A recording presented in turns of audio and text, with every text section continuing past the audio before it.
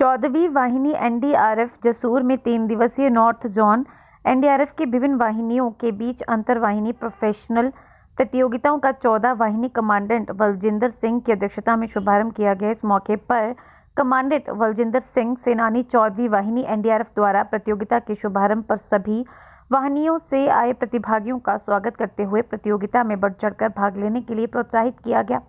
NDRF में तैनात सभी पदाधिकारियों को अपने कार्य में और अधिक दक्षता लाने हेतु अंतरवाहिनी प्रोफेशनल प्रतियोगिताओं का आयोजन किया जा रहा है। इसी क्रम में 14वीं वाहिनी के प्रांगण में 7वीं, 13वीं, 14वीं तथा 15वीं वाहिनी एनडीआरएफ की टीमों द्वारा प्रतियोगिता के शुभारंभ पर शपथ ग्रहण करवाई गई। हिमाचल प्रतिनिधि सचिन शर्मा की जसूर से रिपोर्ट।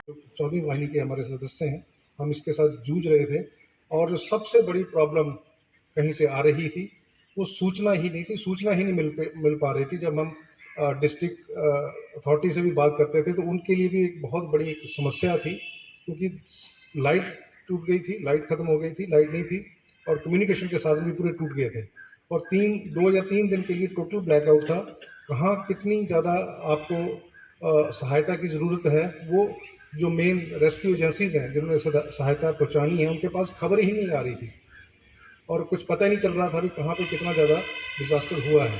उसके लिए जो हमारा कम्युनिकेशन सेटअप है, चाहे वो QDA है, चाहे और भी VHF सेट हैं, सैटेलाइट फ़ोन्स हैं, वो बहुत ज़्यादा महत्वपूर्ण भूमिका निभाते हैं। उसी सिलसिले में ही जो पिछले साल हमारे हेडक्वार्टर ने इसके ऊपर पूरा तवज्जो दी है और भी ज़्यादा आप सबने देखा होगा सब यूनिट में सैटेलाइट फ़ोन काफ़ी एटलीस्ट हर एक टीम के पास एक सैटेलाइट फ़ोन उपलब्ध कराया गया है। तो इसको माना गया है कि जो कम्युनिकेशन है बहुत इम्पोर्टेंट है। तो मैं जो दोनों कंपटीशन है ये थोड़ी सी भूमिका बताई है इसके लिए। अब कंपटीशन पे आते हैं और मेरा आग्रह है और मेरा सोचना भी यही है कि जो बेस्ट है वो जीते, चाहे वो होस्ट यूनिट का हो, चाहे वो कोई बाहर से आया हो। क्योंकि अगर किसी के साथ जब नाइंसाफ़ी होती है तो वो, मैं भी काफ़ी स्पोर्ट्समैन रहा हूँ, तो वो बहुत बुरा लगता है और हमारी तरफ से पूरी ट्रांसपेरेंसी रहेगी।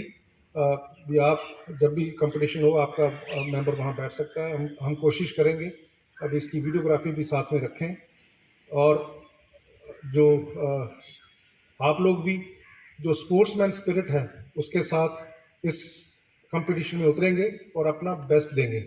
किस तरह करवाया जाएगा, अगर टोटल डिटेल में इसकी डिस्कशन होगी आपको बता दिया गया होगा कि कल हम किस तरह से इसको संचालित करेंगे।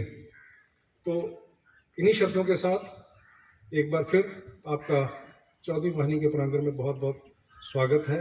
इसके साथ मैं अपनी तरफ से आप सबको शुभकामनाएं देता हूं कि आप जो अपनी बटालियन के झंडे के तले आज यहाँ पे ये कंपटीशन लड़ने आए हो, आप अपना बेस्ट दोगे और टोटल जो भी रिज़ल्ट आएगा वो आपकी जो मेहनत है, चाहे आपने किस कब से आप इसमें जुटे हुए हो इसके लिए तैयारी के लिए, तो वो उभर के आएगा और जो बेस्ट टीम है वो विजयी रहे। इन्हीं शब्दों के साथ मैं अंतरवाहिनी 1 मिनट ड्रिल एवं drill on QDA, HF, VHF sets प्रतियोगिता के विधिवत शुभारंभ की घोषणा करता हूं। जय हिंद। SO साहबान, हमारे मीडिया के साथी,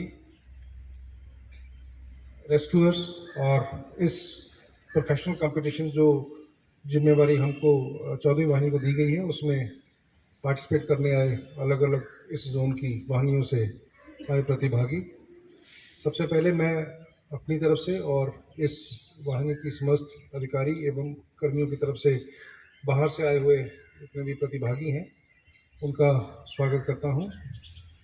ये जो यूनिट का जो परिसर है, ये जैसा आप सबको पता है ये अभी नई रेजिंग है और छोटा है। इसमें हो सकता है जो बाहर से आए हुए प्रतिभागी हैं उनको बहुत ज़्यादा कंफर्टेबल स्टे ना हो, लेकिन आप भी इसी एनडीआरएफ के सदस्य हैं और मेरे को आशा है कि आप ये जो सुविधा है वो थोड़ा सा खुले हृदय से इसको स्वीकार करेंगे। अभी जो जिस कंपटीशंस की होंगी कल से शुरू होंगी, इसमें जो inter battalion one man drill है, अगर हम एनडीआरएफ की बात करें तो जो सबसे इम्पोर्टेंट चीज़ हमारे लिए है किसी भी ज़िंदगी को बचाने के लिए, तो वो टाइम होता है। और ये जो हमारे इक्विपमेंट है यही हमारे हथियार हैं। जब हम सीमाओं पे होते हैं तो हमारे पास वेपन दूसरे होते हैं, और हमारा वहाँ पे जो काम है वो दुश्मन को बर्बाद करना होता है, चाहे वो हमारे देश की सीमाओं के अंदर छिपे हुए हैं, जहाँ हमारे को कोई खतरा सीमाओं पे आता है तो हमारे पास दूसरे हथियार होते हैं। लेकिन जब हम एनडीआरएफ में आ गए हैं तो हमारा जो मेन कर्तव्य है वो ज़िंदगियों को बचाना है, और जो आशाएं हमारे ऊपर इस देश के नागरिकों ने रखी हैं उसके ऊपर खरा उतरना है। उसके लिए बहुत ज़रूरी है कि हमारे पास जो उपलब्ध हमारे हथियार, इनको मैं बोलूँगा, जो भी इक्विपमेंट है उसमें हमारे समस्त जो रेस्क्यूअर्स हैं उसमें अच्छे ढंग से उसको हैंडल करने की स्थिति में हो, ताकि जब ज़रूरत पड़े, कोई ज़िंदगी कहीं पे फंसी हुई है और हमको बहुत जल्द उसकी जो परेशानी है, जो कठिनाई है या दर्द है, उसको दूर करना है, तो उसके लिए ज़रूरी है कि हमारे जो इक्विपमेंट है उसको हम कितनी जल्दी एक्शन में ला सकें। और डिज़ाइन की गई तो ये बहुत अच्छा एक उपराला है, जिससे कि हम जो हमारे इक्विपमेंट हैं उसके ऊपर ज़्यादा से ज़्यादा दक्षता हासिल कर सकें और कंपटीशन के माध्यम से अपने जो बेस्ट है वो हम दे पाएँ।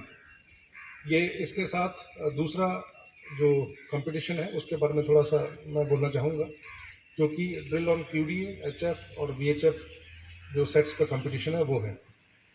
किसी भी ऑपरेशन के लिए सबसे ज़्यादा इम्पॉर्टेंट, अगर आपकी ट्रेनिंग, आपके पास इक्विपमेंट और दूसरी चीज़ें हैं, उसके साथ साथ अगर अच्छी कम्युनिकेशन नहीं है तो वो ऑपरेशन बहुत ज़्यादा ख़राब स्थिति में हो सकता है।